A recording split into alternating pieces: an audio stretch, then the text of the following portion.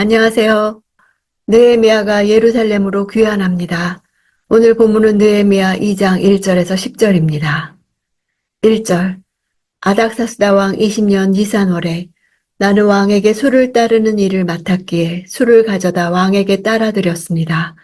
평소와는 다르게 내가 왕 앞에서 슬픈 기색이 있는 것을 보고 니산월이 되기까지 4개월 동안 왕 앞에 가지 않은 것은 왕이 몇 달 동안 수산성에 없었거나 또는 몇 달 동안 느헤미야를 부르지 않았다고 볼 수 있습니다. 이 시기는 우기이기 때문에 페르시아 왕이 다른 지역으로 옮겨가 있었던 것으로 보입니다. 니산월은 페르시아의 원력상 한 해를 시작하는 정월에 해당합니다. 이 시기에 특별한 연회가 있었는데 왕이 이 연회에서 요청받은 것을 들어주는 행사가 있었습니다. 느헤미야는 이 시점을 기다렸던 것으로 보입니다. 대제국 페르시아의 왕이 일개 신하의 표정에 깊은 관심을 가지고 배려한다는 것은 거의 기대하기 힘든 일이었습니다. 이는 느헤미야가 종이 왕에게 은혜를 입게 하옵소서라는 기도의 응답이라 할 수 있습니다. 2절. 왕이 내게 물었습니다. 내가 아프지도 않은데 내 안색이 왜 그리 슬퍼 보이느냐? 마음에 근심이 있는 게 분명하구나. 나는 무척 두려웠지만 느헤미야가 두려워한 것은 당시 전제 군주 체제에서 왕 앞에서 슬픈 표정을 하고 있었다는 것은 관행대로라면 죽임을 당할 수 있는 일이었기 때문입니다. 기록에 의하면 아닥사스다 왕은 얼마나 잔인한 왕이었는지 그 일화들이 많습니다. 한 대신이 자기 아들을 군대에서 빼달라고 요청했을 때 그 아들을 두 토막 낸 뒤 군사들에게 그 시체를 밟고 진군하게 했다고 합니다. 또 해군 병력이 진격하려는데 파도가 일자 잠잠하라고 호통을 쳤는데도 아무 변화가 없자 분에 못 이겨서 말채찍으로 반나절이 넘도록 바다를 마구 쳤다고 합니다. 이런 불같은 성미를 지녔고 마음에 안 드는 사람들을 마구 처형시켰던 절대 권력자의 왕이었습니다. 이 왕에게 성벽 재건에 대해 허락을 받는 것은 매우 위험한 일이었습니다. 느헤미야보다 앞서 에스라가 2차 귀환 후 성벽 재건 공사를 시작했습니다. 주변 이방 민족들이 긴장해서 당시 사마리아로 파견 와 있었던 페르시아의 고급 관리 드룹을 통해서 아닥사스다 왕에게 보고가 들어갔습니다. 적들은 이스라엘은 유일신을 믿는 민족으로 그 어떤 이방의 침략에서도 한 번도 굴한 적이 없는 민족으로 그들의 성벽 재건 공사를 중지시키지 않으면 언젠가는 페르시아 제국의 명령에 불복종하며 반란을 일으킬 것이라고 했습니다. 이에 왕은 성벽 재건 공사를 멈추게 했습니다. 페르시아 법상 왕의 명령에 대해 인을 찍은 이상 그것을 번복한다는 것은 거의 불가능합니다. 잘못된 명령이라고 할지라도 인을 찍은 이상 수년 후에 잘잘못을 지적하더라도 모욕죄로 죽을 수 있는 것이 페르시아의 법이었습니다. 이미 금지시킨 결정에 대해 번복이라는 것이 없는 것을 잘 아는 느헤미야는 두려웠던 것입니다. 3절. 왕에게 말했습니다. 왕께서는 만수무강하옵소서.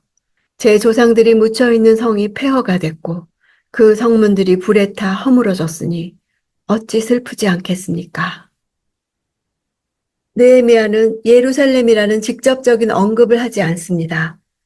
반역의 성으로 인식하여 나쁜 결과가 초래될 수도 있다고 판단했기 때문입니다. 대신 조상들이 묻혀있는 성이라는 표현을 한 것은 페르시아의 왕들이 조상들의 묘소를 매우 중요시한다는 사실을 잘 알고 있었기 때문입니다. 폐허가 되었다는 단어는 앞에서 하나니가 말한 무너졌다는 표현보다 훨씬 강한 단어입니다. 본래의 모습을 완전히 잃어버리고 파멸한 상태를 가리키는 단어입니다. 예루살렘이 도시의 기능을 완전히 상실한 성읍으로 전락했다고 보고해서 그 도시가 전혀 반역의 근거지가 될 수 없음을 왕에게 인지시키는 것입니다. 6절. 그때 왕 옆에 왕비도 앉아 있었는데 왕이 내게 물었습니다. 그렇게 다녀오려면 얼마나 걸리겠느냐? 언제쯤 돌아오겠느냐? 왕이 나를 보내기를 허락한 것입니다.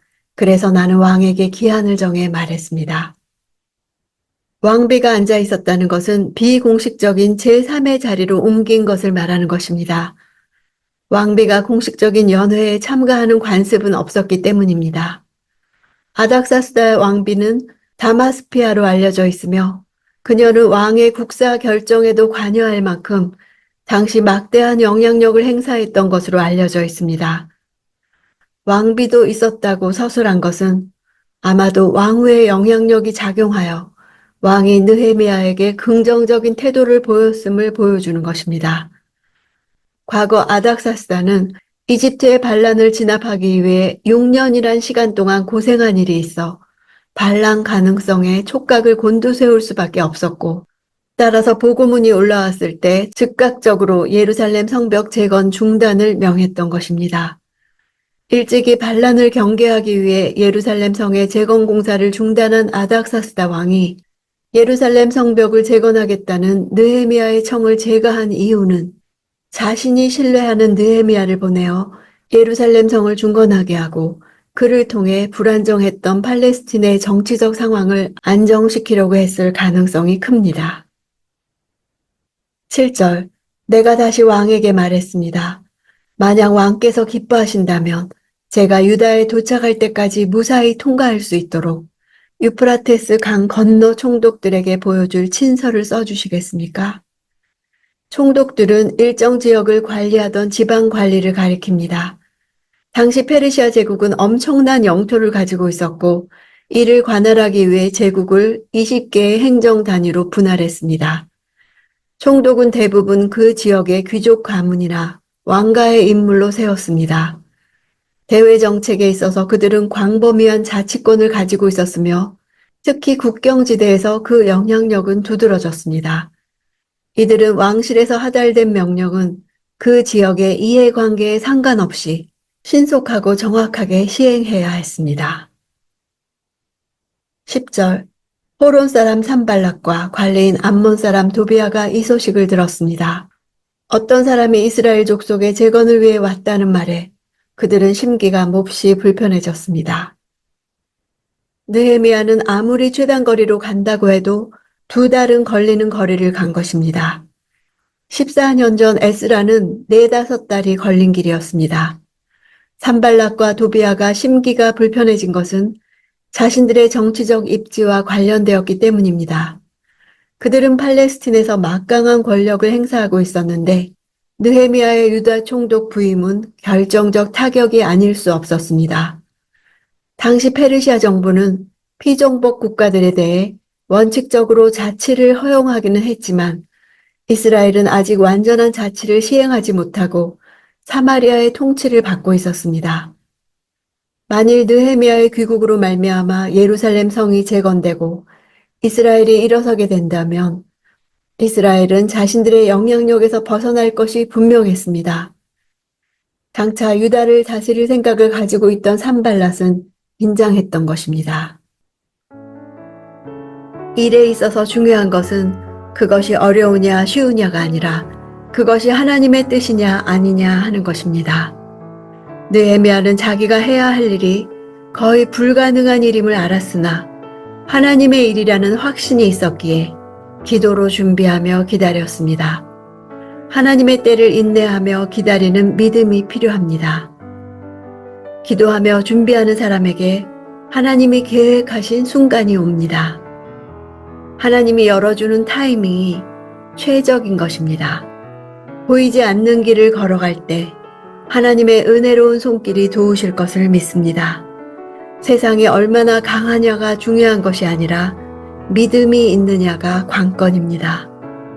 하나님의 생각은 우리의 생각과 다르며 하나님의 방법은 우리의 방법과 다르고 더 높은 것을 믿습니다.